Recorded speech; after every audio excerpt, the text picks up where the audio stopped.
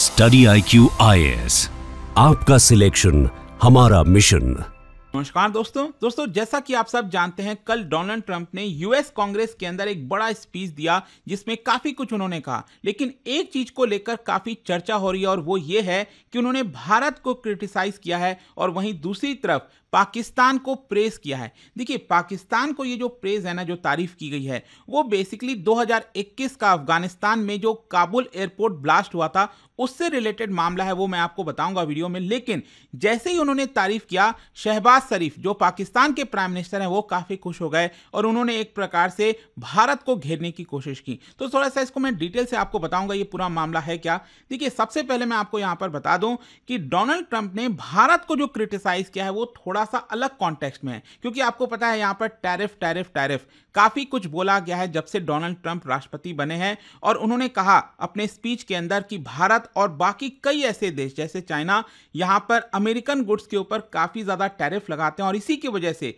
2 अप्रैल को reciprocal tariff लगने वाला है। मतलब अमेरिका के जितने भी ट्रेड पार्टनर्स हैं, अगर वो ज्यादा टैरिफ लगाते हैं तो अमेरिका भी उन देशों के ऊपर टैरिफ लगाएगा। तो ये तो एक अलग मामला हो गया। लेकिन दूसरी तरफ जब पाकिस्तान की बारी आई तो यहां पर डोनाल्ड ट्रंप ने ग्रैटिट्यूड एक्सप्रेस किया, तारीफ की पाकिस्तान की, क्योंकि पाकिस्तान ने क्या किया है, रिसेंटली 2021 काबुल एयरपोर्ट बॉम्बिंग से रिलेटेड एक आतंकवादी है, उसको पकड़ा और उसको अमेरिका को सौंप दिया है। तो बेसिकली डोनाल्ड ट्रंप ने क्या कहा है मैं आपको बताता हूं। उन्होंने कहा कि करीब 3.5 साल पहले, ये एक्चुअली मामला अगस्त 2021 का है, 3.5 साल पहले 13 अमेरिकन सर्विस मेंबर्स की मृत्यु हुई थी। जो 13 अमेरिकन सैनिक हैं उनकी मृत्यु हुई थी एक बॉम्बिंग में काबुल के अंदर, जिसका नाम है एबी गेट बॉम्बिंग। ये मैं आपको और बताऊंगा इसके बारे में कि इसके अंदर हुआ क्या था। लेकिन ज्वाइंट सेशन ऑफ कांग्रेस को एड्रेस करते हुए डोनाल्ड ट्रंप ने यहां पर इसके बारे में बताया कि 3.5 साल पहले 13 अमेरिकन सोल्जर्स की मृत्यु हुई थी। लेकिन साथ ही साथ उन्होंने यह भी बोला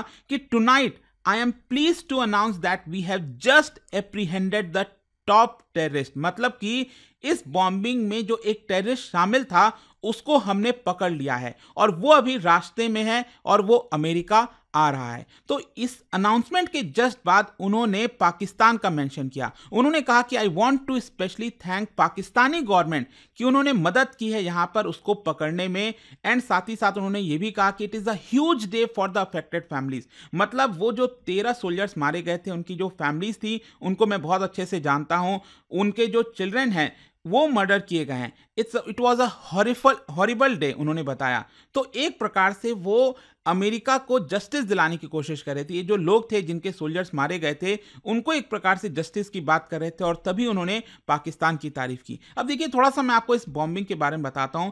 एबी गेट बॉम्बिंग एक्चुअली अगर आपको याद होगा 2021 में क्या हुआ था, अगस्त 21 के पहले अफगानिस्तान के अंदर यहां पर एक प्रॉपर गवर्नमेंट थी, लोगों के द्वारा चुनी हुई गवर्नमेंट थी। चाहे जैसे भी हो रहा था, चीजें को ठीक करने की कोशिश की जा रही थी। फिर अगस्त 2021 में क्या होता है, अचानक से जो तालिबान है वो पूरे अफगानिस्तान को टेक ओवर कर लेता है और अमेरिका को भी समझ में आता है कि वो अब अफगानिस्तान के अंदर नहीं रह पाएगा।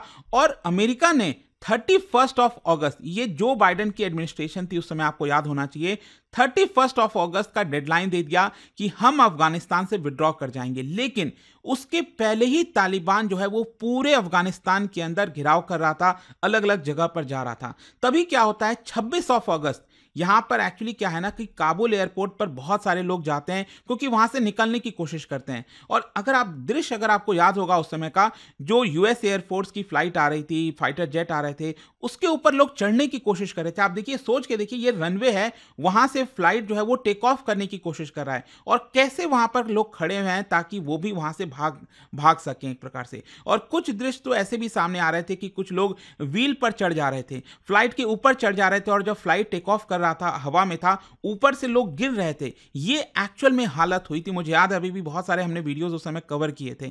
तो यहां पर क्या होता है, 26 अगस्त करीब शाम को 5:50 पर जो काबुल एयरपोर्ट है वहां पर एक गेट है, एंट्री गेट है, एबी गेट। मैं आपको अगेन दिखाता हूं, यहां पर ये काबुल इंटरनेशनल एयरपोर्ट हो गया और यहां पर एबी गेट है। यहीं पर एक बॉम्बिंग होती है जिसमें लगभग 200 लोगों की जानें जाती हैं। एक बहुत बड़ा बॉम्बिंग, क्योंकि सब लोग एयरपोर्ट पर वहां पर खड़े हुए थे, जाने की कोशिश कर रहे थे, एंट्री लेने की कोशिश कर रहे थे, तभी यहां पर बॉम्बिंग होता है और इसमें करीब 13 अमेरिकन सोल्जर्स की भी मृत्यु हो जाती है। फिर बाद में पता चलता है कि यहां पर जो बॉम्बर था जिसने ये बॉम्ब प्लांट किया था वो था अब्दुल रहमान अल लोगारी। तो यहां पर ये बेसिकली आइसिस के जो खुरासन प्रोविंस है उससे रिलेटेड था। लेकिन जाहिर सी बात है इसने तो बॉम्ब प्लांट किया, लेकिन इसके पहले के पीछे के कोई मास्टरमाइंड होगा, कोई इसके अंदर शामिल होंगे पूरा ग्रुप। तो इसमें जो एक सबसे बड़ा सस्पेक्ट का नाम सामने आया वो है शरीफुल्लाह। तो यहां पर क्या होता है कि जो अफगानिस्तान पाकिस्तान का ये बॉर्डर है, बलूचिस्तान वाला पूरा एरिया, ये जो आप देख रहे हो, यहीं पर क्या होता है, यूएस इंटेलिजेंस को इसके बारे में पता चलता है कि शरीफुल्लाह जो है वो यहीं पर है और पाकिस्तानी ऑफिशियल्स के मदद से यहां पर जो यूएस है वो इसको पकड़ने में कामयाब हो जाता है और तब इसका इंटरोगेशन किया जाता है। आप देख सकते हो यहां पर इंटरोगेशन में ये कबूलता है कि हां ये इसके अंदर शामिल था। साथ ही साथ मैं आपको ये भी बता दूं कि इसने बहुत सारे यहां पर अटैक्स किए, जैसे मार्च 2024 में मॉस्को में भी जो अटैक हुआ था उसमें भी ये यहां पर शामिल था।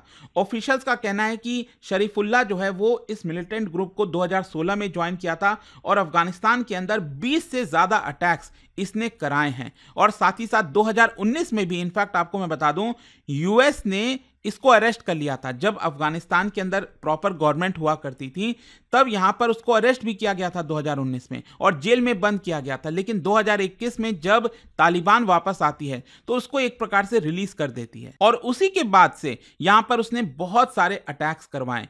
तो आई होप कि यहां पर आपको अच्छे से समझ में आ गया होगा कि ये जो पर्सन है शरीफुल्लाह, ये इसके पीछे का मास्टरमाइंड था और बताया जाता है कि इसने सब कुछ यहां पर कोऑर्डिनेट कराया था कि कैसे यहां पर जो एयरपोर्ट जाने का रास्ता है वो खाली है कि नहीं और क्या यहां पर जो बॉम्बर होगा, ये जो बॉम्बर का मैंने आपको नाम बताया दैट इज अब्दुल रहमान अल लगोरी, तो उसके लिए रास्ता क्लियर करवाया गया ताकि वो वहां पर जाए और एयरपोर्ट पर इस तरह की बॉम्बिंग कर सके। तो अभी मैं आपको बता दूं यहां पर जो फेडरल ब्यूरो ऑफ इन्वेस्टिगेशन है एफबीआई अमेरिका के अंदर, वो बहुत जल्द जैसे ही ये यूएस पहुंच रहा होगा, मतलब यूएस पहुंच ही गया होगा आई थिंक जब मैं वीडियो रिकॉर्ड कर रहा हूं, तो इसको यूनाइटेड स्टेट्स डिस्ट्रिक्ट कोर्ट में प्रेजेंट किया जाएगा इसके अरेस्ट के लिए। खैर यहां पर अब क्या होता है कि जैसे डोनाल्ड ट्रंप तारीफ करते हैं, जाहिर सी बात है शहबाज शरीफ काफी खुश होंगे, पाकिस्तान काफी खुश होगा कि डोनाल्ड ट्रंप ने पाकिस्तान का नाम लिया और कुछ अच्छे चीज के लिए नाम लिया। ठीक है, यूजुअली ऐसा कभी होता नहीं है, लेकिन यहां पर आप देख सकते हो शहबाज शरीफ ने ट्वीट किया है लंबा चौड़ा और सबसे पहले तो कहा है कि मैं डोनाल्ड ट्रंप की को धन्यवाद देना चाहता हूं कि उन्होंने एक्नॉलेज किया है कि पाकिस्तान का जो रोल है, सपोर्ट है काउंटर टेररिज्म एफर्ट में, उसमें यहां पर डोनाल्ड ट्रंप ने जो अप्रिसिएशन दी उसके लिए मैं उनका धन्यवाद देता हूं। और देखिए साथ ही साथ यहां पर भारत को कैसे घेरने की कोशिश की गई है। आपको पता ही होगा भारत हमेशा से क्या कहता आ रहा है कि एक प्रकार से पनाह देता है पाकिस्तान टेररिस्ट को, लेकिन यहां पर देखिए जो शहबाज शरीफ है उन्होंने कहा as is well known Pakistan has always placed a critical role in counter terrorism effort. यहां पर उन्होंने कहा कि हम आतंकवादियों को सेफ हेवन प्रोवाइड नहीं करते हैं। यहां पर उन्होंने कहा कि हम किसी भी आतंकवादी को अगर पाकिस्तान के अंदर है उसको पकड़ते हैं और उसको किसी भी प्रकार का स्पेस देने की कोशिश नहीं करते और किसी भी दूसरे देश के खिलाफ अटैक नहीं करने देते। आप समझ रहे हो यहां पर उनका इशारा किसकी तरफ था, क्योंकि भारत हमेशा यही कहता रहा है कि यहां पर जो पाकिस्तान है वो इन आतंकवादियों की मदद से भारत के ऊपर अटैक करता रहता है, एक्सपोर्ट करता रहता है टेररिज्म को। तो इसको एक प्रकार से शहबाज शरीफ ने डोनाल्ड ट्रंप के इस धन्यवाद मैसेज को लेकर भारत को काउंटर करने की कोशिश की। फिर शहबाज शरीफ ने यह भी कहा कि हमने यहां पर जो सैक्रिफाइस किया है इसकी वजह से हमारे 80,000 जो सोल्जर्स हैं वो अभी तक मारे गए हैं and we will continue to partner closely with United States in securing regional peace and stability. तो क्वेश्चन अब यहां पर यह आता है कि डोनाल्ड ट्रंप ने ये जो अनाउंसमेंट किया, पाकिस्तान की तारीफ की, क्या इसमें कोई बहुत बड़ा पॉलिसी शिफ्ट है? देखो थोड़ा बहुत आपको देखने को मिल सकता है, क्योंकि रिसेंटली अगर आप देखोगे यहाँ पर तो पाकिस्तान को $397 मिलियन का पैकेज जो है वो अनाउंस किया है डोनाल्ड ट्रंप एडमिनिस्ट्रेशन ने। लेकिन ध्यान रखिएगा, ये F-16 जो फाइटर जेट है जो अमेरिका ने दिया था पाकिस्तान को, उसके मेंटेनेंस के लिए है।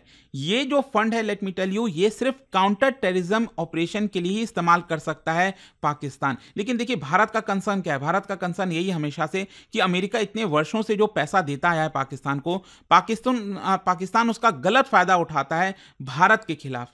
तो ये जो डिसीजन है कहीं ना कहीं जो ट्रंप की पहले की जो पॉलिसीज हैं उसके विरोध में जाती है। और आपको याद होगा डोनाल्ड ट्रंप राष्ट्रपति बनते ही 20 जनवरी को जो फॉरेन एड है वो एक प्रकार से फ्रीज कर दिए थे। तो उसके बाद यहां पर यह अनाउंसमेंट किया गया कहीं ना कहीं, इसीलिए आपको इस पॉलिसी में थोड़ा सा शिफ्ट देखने को मिलेगा। और यहां पर भले ही यूएस ने बहुत सारे सैंक्शंस लगाए हो, बहुत सारे रोक लगाए हो फॉरेन एड के ऊपर, लेकिन $5.3 बिलियन का करीब आप कह सकते हैं ग्रांट जो है वो दिया गया यूएस के द्वारा। और जो डोनाल्ड ट्रंप का स्टैंस है सिक्योरिटी एड को लेकर वो भी फ्लक्चुएट हुआ, क्योंकि मैं आपको बता दूं जो पहला टर्म था डोनाल्ड ट्रंप का 2018 में, उस समय उन्होंने पाकिस्तान का मिलिट्री असिस्टेंस जो है उसमें कट किया था। और डोनाल्ड ट्रंप ने उस समय कहा था कि जो काउंटर टेररिज्म एफर्ट किया जाना चाहिए था पाकिस्तान के द्वारा वो इनसफिशिएंट था। फिर क्या होता है, आगे चलकर बाइडेन एडमिनिस्ट्रेशन आती है, बाइडेन राष्ट्रपति बनते हैं और वापस से वो जो अप्रूवल है वो एक प्रकार से स्टार्ट कर देते हैं। तो काफी ऊपर नीचे आपको देखने को मिलेगा। लेकिन यहां पर आई होप कि आपको समझ में आ गया होगा कि भारत को जो क्रिटिसाइज किया गया वो एक पूरा अलग कॉन्टेक्स्ट था। उसमें बहुत सारे देश को क्रिटिसाइज करने की कोशिश की कि वो टैरिफ वाला मामला था, लेकिन ये थोड़ा सा डिफरेंट चीज है। ये आई होप आपको क्रिस्टल क्लियर हो गया होगा। और जाने से पहले आप सबके लिए एक इंटरेस्टिंग क्वेश्चन, क्या आप बता सकते हो कि अफगानिस्तान के अंदर 19वीं सेंचुरी में यहां पर ग्रेट गेम कहा जाता था, रेफर किया जाता था, क्या आप बता सकते हो ये जो ग्रेट गेम है ये कौन से दो देशों की राइवलरी को लेकर दिखाता है, दो एम्पायर को लेकर दिखाता है? और उसका जो राइट आंसर आप सब जानते हैं, मेरे इंस्टाग्राम पर तो मिलेगा ही, वहां पर अगर आप नहीं हो कोई बात नहीं, टेलीग्राम से ले सकते हैं इसका सही उत्तर। दोस्तों यूपीएससी एस्पिरेंट्स हो या बनने वाले हो, मेरे पास है आपके लिए एक game changing opportunity, study IQ का नया संपूर्ण बैच। सोचिए, एक कॉम्प्रिहेंसिव प्रोग्राम जिसमें मिलेगा सब कुछ, टॉप एजुकेटर्स के साथ 1000+ आवर्स की लाइव क्लासेस, पर्सनलाइज्ड मेंटरशिप और हैंड रिटन नोट से लेकर पीआरपी, एमआरपी जैसे इंटेंसिव प्रोग्राम्स तक। और बात स्कॉलरशिप्स की करें तो प्रीलिम्स क्लियर करो, पूरा फीस रिफंड पाओ। टॉप परफॉर्मर्स के लिए हर मंथ 11,000 रुपीज का कैश रिवॉर्ड। सिल्वर, गोल्ड या platinum, choose the plan that fits your needs. X secretary Anil Swarup जी खुद गाइड करेंगे आपको इस जर्नी में। स्टडी आईक्यू पर 2 करोड़ इंडियंस का ट्रस्ट है और अब संपूर्ण बैच के साथ आपका यूपीएससी ड्रीम भी होगा अचीव। आपको करना क्या है, कमेंट में दिए गए संपूर्ण बैच के लिंक पर क्लिक करें and once you click on buy now आप देख सकते हो डिस्काउंट कोड्स, वहां पर टाइप कीजिए अंकित लाइव एंड आपको मिलेगा सबसे lowest price and your IAS journey starts here.